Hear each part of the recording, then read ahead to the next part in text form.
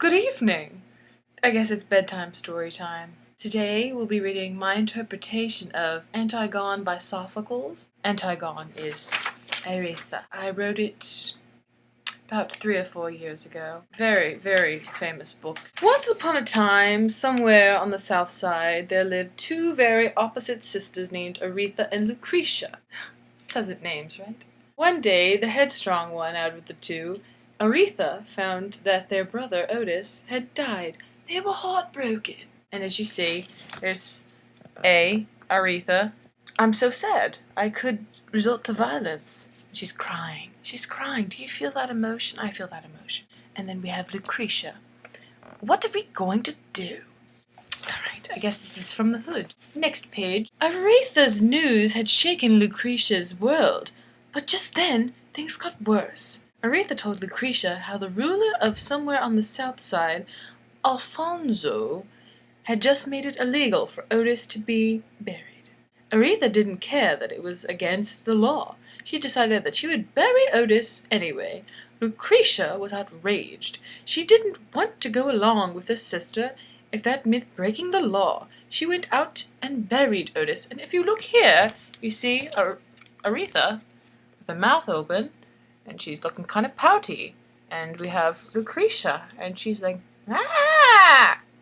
Next page. When Alfonso heard that Aretha had broken his law, he was thoroughly angered. He became paranoid that Lucretia was going to steal his royal carriage, since her sister had already rebelled. He ordered his minions to capture Aretha at once. And then we have little Alfonso, and he's saying, "What in the name of Queen Latifah's happened?" Next page. When Alfonso's minions brought Aretha to his palace somewhere on the south side, he questioned her. He expected Aretha to feel guilty. However, Aretha was proud and stood behind her actions. So at the top, this is what we got. We got the little fields and the valleys. Oh yeah, and a little bird. And we have Alfonso saying, "How dare you?" And we have Aretha saying, "I've represented my family, I win." She looks very content with that. Don't you think? Look at her eyes. Just look at her eyes. Let's do a little zoom in. It's confidence, ladies and gentlemen. Confidence. Next page. Alfonso was going to kill Aretha. He had ordered a liger on eBay to eat her. He was going to exploit her and make everyone think she was a criminal, and only that. Trifling! Trifling, said I. Those are the pictures. Alfonso, Aretha. Okay. And Alfonso saying, "Then I kill you." And Aretha saying, "I dare you, brother." Oh, next page. Then one of Alfonso's minions arrived with Lucretia. She wanted to share the blame with Aretha. She felt guilty. Alfonso was still psycho, so he decided he could kill her too. What do we have here? Poor head. Got chipped off. Minion saying, "I am a god. I also have 6 fingers." Would you look at that? Would you look at that? Oh, painful life. And then Alfonso saying, "I'm just a poor boy. Nobody loves me." And there are music notes around that, indicating some reference to a song. Then there's Aretha. Aretha's on the end, and she's saying, "I'm going to die. Woohoo!" Next page. Alfonso's son, Kanye, came to Alfonso, distraught. Kanye was engaged to Aretha.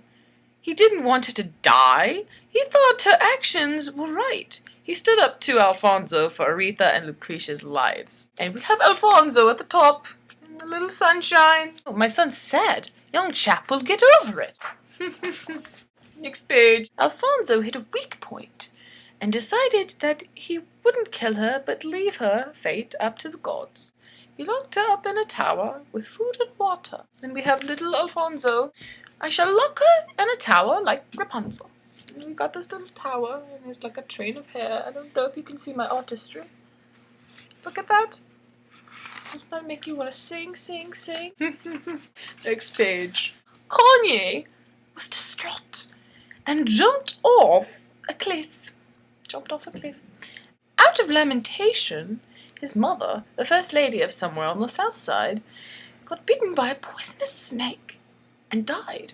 Alfonso was a bit glum And then we have this little illustration. Why don't you decipher it yourself, and then I'll tell you what it really means.